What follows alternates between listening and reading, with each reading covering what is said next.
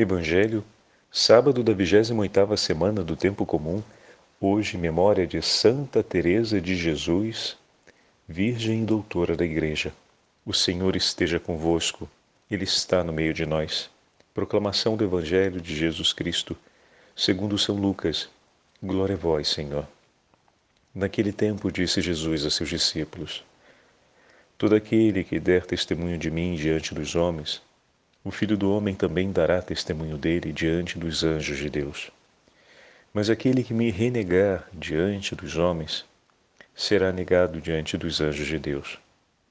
Todo aquele que disser alguma coisa contra o Filho do Homem será perdoado, mas quem blasfemar contra o Espírito Santo não será perdoado.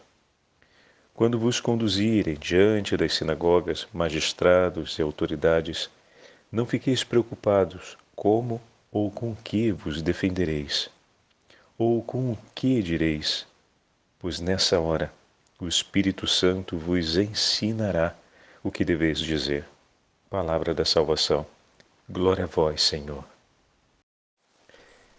Sábado da 28ª semana do Tempo Comum, hoje, memória de Santa Teresa de Jesus, Virgem e Doutora da Igreja.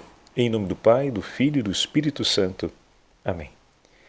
Queridos irmãos e irmãs, a Santa Liturgia nos dá a graça de seguirmos com a leitura do 12º capítulo do Evangelho de São Lucas e nos entrega essa grande alegria de celebrarmos Santa Teresa de Jesus ou Santa Teresa d'Ávila, em referência à cidade de seu nascimento, como muitas vezes é conhecida Santa Teresa de Jesus, ou a Santa Madre, como falam com muita delicadeza os carmelitas. Hoje é dia de rezarmos por todos os carmelos.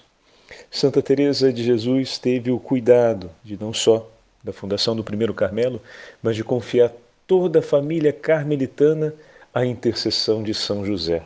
Sempre que celebramos as festas carmelitanas, estamos celebrando com alegria no fundo do nosso coração a memória do patrocínio de São José, tão amado, a quem a Santa Madre confiou toda a história do Carmelo e da família carmelitana reformada. Então, essa é um outro elemento que é importante termos sempre presente. Toda festa carmelitana é também uma festa em alegria, a memória ao patrocínio de São José.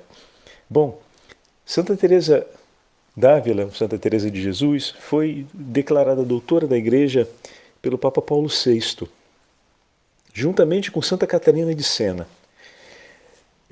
Foram as duas primeiras mulheres a quem se reconheceu este título pelos méritos de seus escritos doutrinais. Bom, estamos falando de 1970.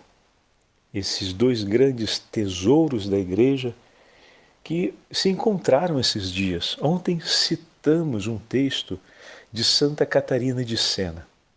E não sei se todos que nos acompanham cotidianamente lembram, aqueles que pegaram a meditação de hoje e não acompanharam ontem, podem dar um pulinho no áudio de ontem para ouvir essas palavras de Santa Catarina de Sena, quando fala a respeito da vida que está nas mãos do Senhor. A imagem no diálogo da Divina Providência, número 18, em que o Senhor mostra a Catarina que o mundo está em suas mãos e que os seres que nele vivem sempre voltarão a Deus e estarão unidos a Ele, ou pela via da justiça, que nos traz de volta para o caminho da verdade, ou pela via da misericórdia, que nos une outra vez ao Senhor, ou melhor, que aumenta a intensidade dos nossos vínculos com o Senhor, porque a alma, por dispersão, poderia se distrair, direcionando o seu amor àquilo que não é amado, ou melhor, aquilo que não foi criado por Deus, e que, por conseguinte, amar não se torna um bem para o coração do homem. O bem real para nós é amar tudo aquilo que Deus ama e que Deus nos entrega. E estarmos atentos para que o nosso coração não se oriente em desejo de amor ou de aliança, né? Não é outra coisa senão um caminho de aliança, com aquilo que não é ou que não vem de Deus, o que não é proposto por Ele. E como, de fato, os nossos sentidos perturbados pelo pecado, os nossos sentidos desorientados pela realidade do pecado, pode se orientar a tantas realidades que não vêm de Deus. A malícia, a maldade, a perversão, o ódio, o espírito de vingança, tudo isso encontra grande sedimentação no nosso universo afetivo, nas nossas emoções, nos nossos sentimentos, que são benditos porque foram criados por Deus e foram iluminados por Ele através da graça do Espírito Santo. E compete à alma, no conhecimento, na abertura de sua inteligência, às revelações de Deus, o zelo, ela que foi curada pelo sangue redentor de Cristo, ela que recebeu a graça santificante do Espírito Santo, e aqui olha a gente entrando no Evangelho de hoje, né? Então, a blasfêmia contra o Espírito Santo significa a rejeição explícita à obra do Espírito Santo em nós. Eu não quero que ele realize em mim a renovação de minha alma, que ele venha iluminar ou separar tudo aquilo que não pertence a Deus em mim. Essa é a condenação. Ou seja, a crítica que o Senhor faz é a essa atitude, a rejeição da obra do Espírito Santo. Blasfemar contra o Espírito Santo significa rejeitar a obra do Espírito Santo. Se voltamos lá atrás em uma das citações que o padre fez durante a meditação de São Miguel Arcanjo, um dos pontos que foi revelado em algumas aparições místicas e que a gente percebe também em muitas ocasiões durante o exorcismo, é que o inimigo e seus anjos receberam a possibilidade da parte de Deus do perdão e rejeitaram a misericórdia. Foi oferecido a eles a graça de serem perdoados, ou seja, de reconhecerem a própria falta e de suplicarem a Deus o seu perdão. Mas eles rejeitaram. Rejeitaram aquela obra do Espírito Santo que é capaz de sanar o íntimo da alma. Não o quiseram. Em outras palavras, blasfemaram contra. Preferiram, escolheram ficar no próprio pecado e escolheram não amar a Deus. O Espírito Santo em nós, ele dissipa todas as trevas de dúvida, de hostilidade, de resistência, toda a oposição ou toda a desordem que no homem possa haver na hora de acolher o que vem de Deus e amar o que Ele nos propõe, o Espírito Santo dissipa. Então, blasfemar contra o Espírito Santo significa rejeitar essa obra em nós. E bom, se essa é a única forma do coração do homem ser curado do veneno de morte, do pecado, se isso vem rejeitado, significa que não tem como ser curado, significa que aquela alma escolhe a morte eterna.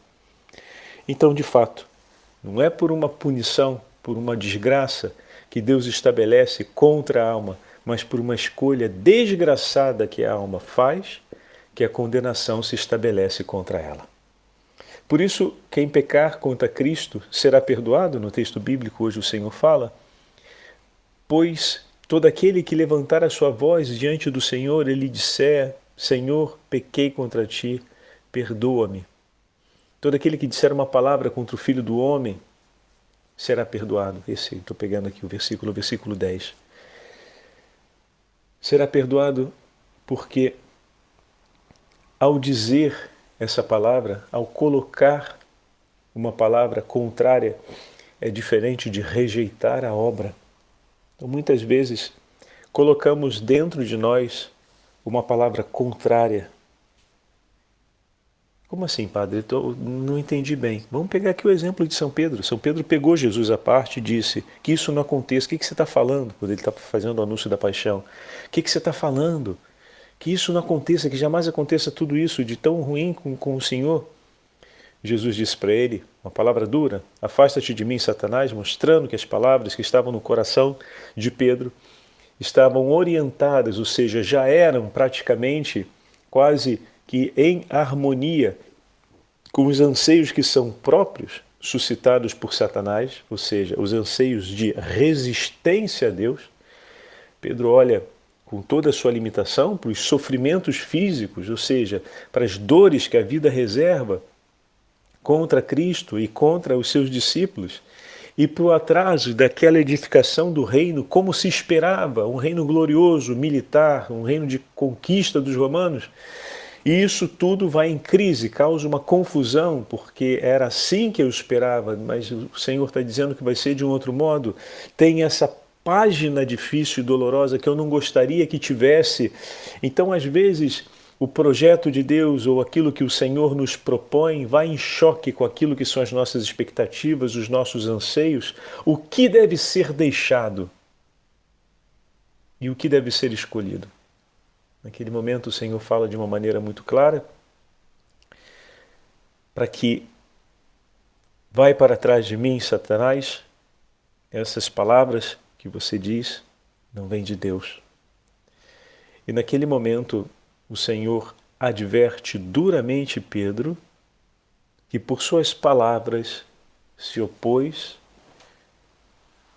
e Pedro o segue. Pedro o segue. Em nenhum momento o coração de Pedro havia escolhido não querer a obra de Deus nele. Naquele momento ali, por não conseguir compreender e na sua fraqueza de uma humanidade que ainda está em grave desordem, ele estabelece uma atitude de resistência.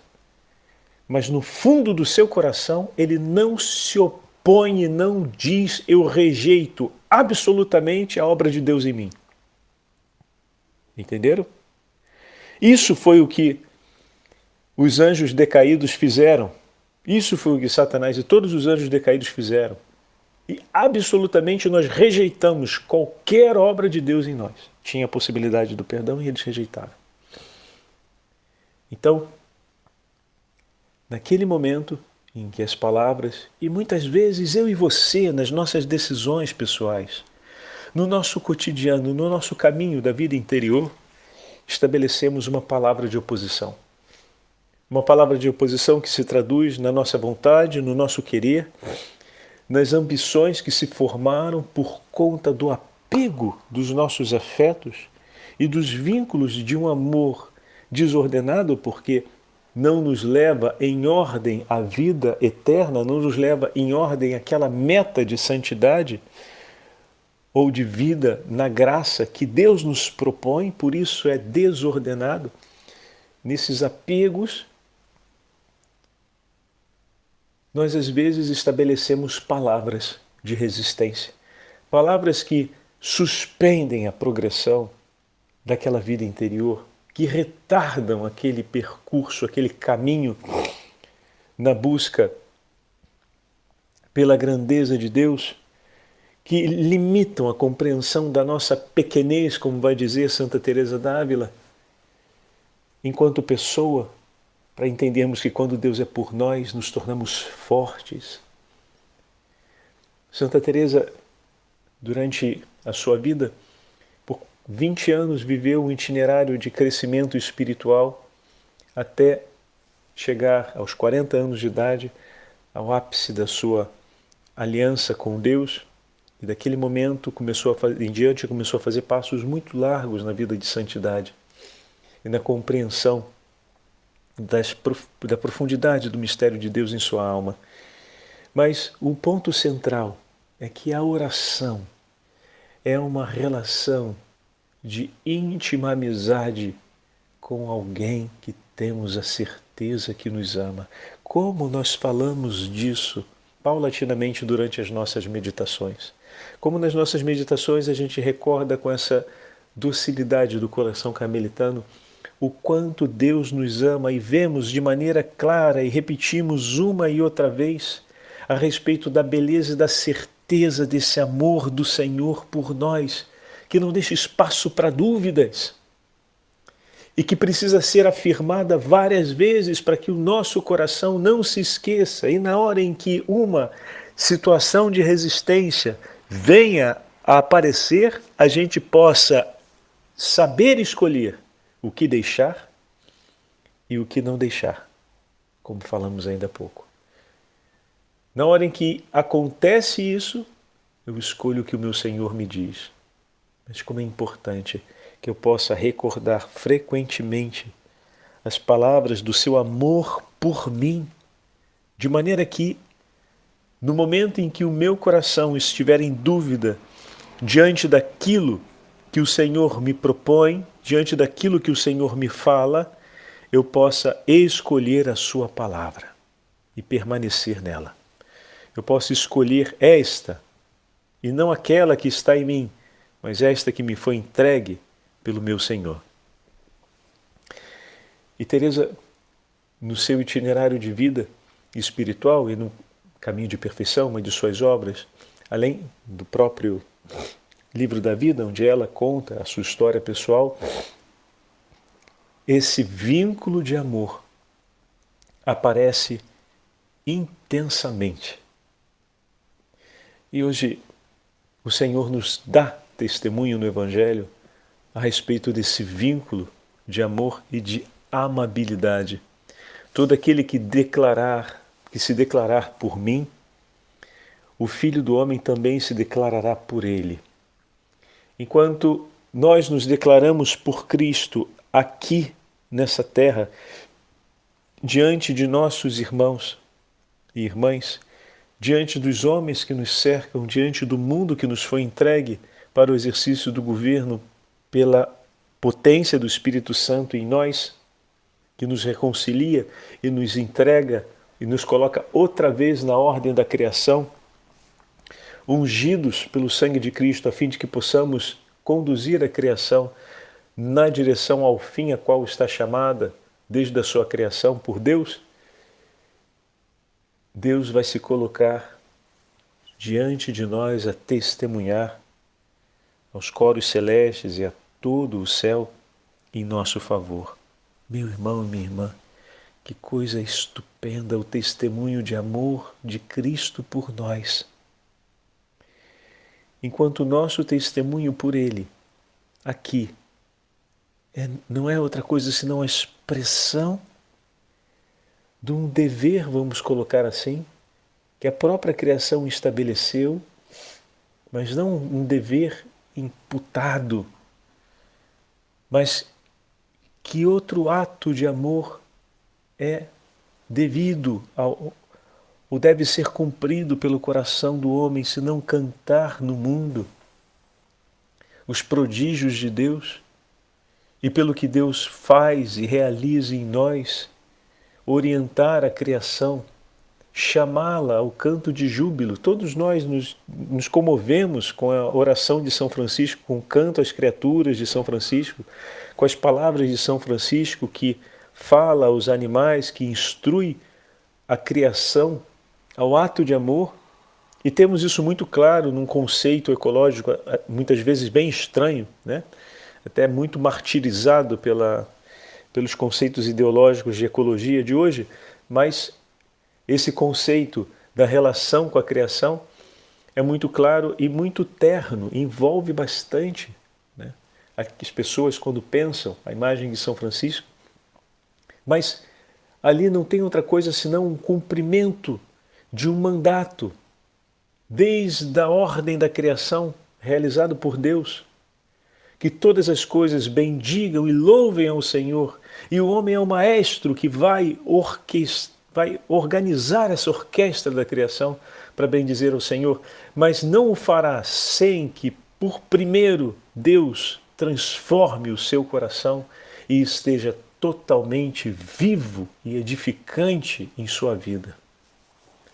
Somente o homem que teve a sua vida e tem edificada e mantida pela potência do Espírito Santo é que consegue conduzir a criação no seu louvor a Deus. Então, antes de mais nada, São Francisco de Assis sempre foi o homem da entrega total de si ao Senhor. E Teresa d'Ávila, por exemplo, nos ensina esse caminho através da oração.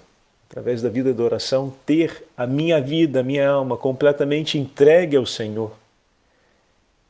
E quantas foram as almas e quantas são as almas que ao longo da história da Igreja, Teresa d'Ávila ajuda por sua intercessão nos céus. Ontem era a conclusão do texto de Santa Catarina, quando o Senhor fala: por aqueles que estão ao meu lado e pedem por mim, eu terei sempre, e pedem a mim, eu terei sempre por todos os meus filhos o coração aberto e disposto. O Deus que ama, mas que se deixa alcançar e comover, Ele que tem um amor infinito, mas se deixa alcançar e comover pela súplica dos pequeninos, que amados por eles dizem: Senhor, nós amamos também aquele que o Senhor ama e que está agora longe de ti e que talvez por seus gestos lhe fere. Tende misericórdia dele, tende misericórdia dela. O Senhor, que tem um coração infinitamente misericordioso, se comove com essa súplica. Ele que é o ferido e o ofendido, mas com um coração grande de misericórdia, quer nos salvar e se comove por essa pequenina súplica desse outro filho que está ali perto dele no céu e diz: perdoa ele, por favor, perdoa ele. E o Senhor se comove e fala: pelo seu pedido, eu irei ao encontro dele. Como se não pudesse ir por conta própria. É claro que ele pode ir por conta própria, mas ele tem na sua grandeza, olha a humildade, a satisfação de ir pelo pedido daquele pequenino, que na sua súplica, digamos assim, não é capaz de alcançar toda a grandeza da misericórdia de Deus, mas a sua súplica, ela é e existe porque a misericórdia de Deus está em seu coração. Então o Senhor olha para aquele coração tão pequenininho que acolheu a misericórdia dele e por amor a esse coração vai. E diz: por amor ao teu coração eu vou. Não que não vai por ele próprio, porque a misericórdia dele é infinita, mas ele vai levando a alegria daquele coração tão pequenininho que se abriu todo por ele, a resgatar aquele outro coração tão pequenininho que está perdido nas trevas do pecado. Nossa, como o nosso Deus é bom! E no caminho que Santa Teresa nos ensina a respeito da vida de oração, nos mostra o itinerário da aliança desse coração com o seu Senhor, da entrega da alma nas mãos do seu Senhor. Nós temos um texto de Santa Teresa hoje na Liturgia das Horas que nos fala um pouco mais a respeito dessa aliança de amor e o quanto é importante recordarmos continuamente o vínculo e a profundidade do amor que Deus sente por nós. Com tão bom amigo presente, com tão esforçado chefe, tudo se pode sofrer. Serve de ajuda e de reforço. A ninguém ele falta. É amigo verdadeiro. Olha o modo como ela descreve, né? Falamos ainda há pouco a respeito disso. O vínculo de uma amizade, o vínculo de uma aliança que depois se torna uma aliança esponsal, onde a alma se entrega totalmente. Mas como é importante recordar isso. Estamos diante, é uma relação, é um diálogo, a oração é um diálogo com alguém que nos ama e que está sempre do nosso lado e que testemunha e demonstra a certeza de um amor que não deixa espaço para dúvidas. A ninguém falta. É amigo verdadeiro. Sempre tenho visto claramente que para contentarmos a Deus e para que nos faça Ele mercês, quer que seja por intermédio desta humanidade sacratíssima, na qual declarou Sua Majestade ter posto suas complacências. É o que muitíssimas vezes, e muito bem tenho visto por experiência e também mo disse o Senhor. Tenho compreendido claramente que por esta porta havemos de entrar se quisermos que nos mostre grandes segredos a soberana majestade. De modo que não se queira outro caminho, ainda que se esteja no cume da contemplação. Por aqui se vai seguro, e é por meio deste Senhor nosso que nos vêm todos os bens, Ele ensinará o caminho, Ele mesmo. Contemplemos sua vida, pois nela estão todos os sinais, porque não há modelo melhor do que a sua própria vida para nos guiar no caminho de vida para Ele. O que mais queremos do que ter ao nosso lado tão bom amigo, que não nos deixará nos trabalhos e nas tribulações, como fazem os amigos desse mundo, que muitas vezes não podem nos acompanhar nos momentos mais difíceis. Bem-aventurado quem o amar de verdade e sempre o trouxer junto de si.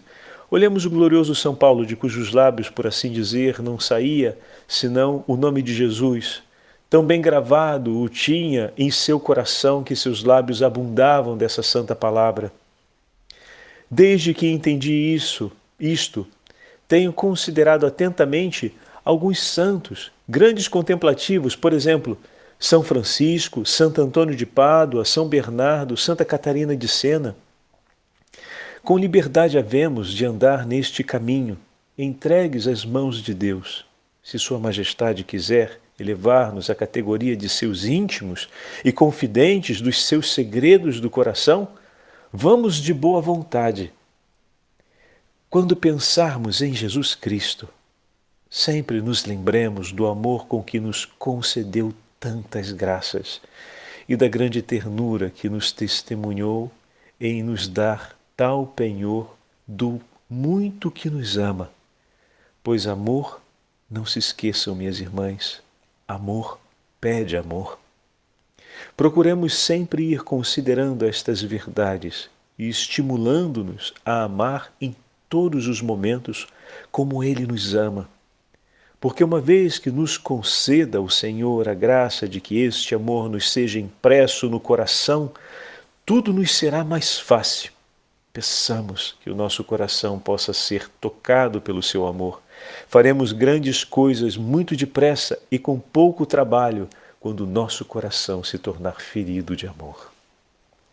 Oh, meus irmãos e minhas irmãs, com essas palavras da Santa Madre concluímos a nossa meditação de hoje, pedindo que o Senhor possa ferir o nosso coração de amor. Inunda, Senhor, a nossa alma com o Teu amor, a fim de que possamos, olhando para Ti e em Ti, amarmos tudo e todas as coisas que o Pai nos entrega, para que a nossa vida seja uma chama viva de amor nesse mundo e possamos viver para amar-Te e, amando-Te, amar a todos os homens e tudo levar para Ti, entregando a Ti a alegria de Teu coração.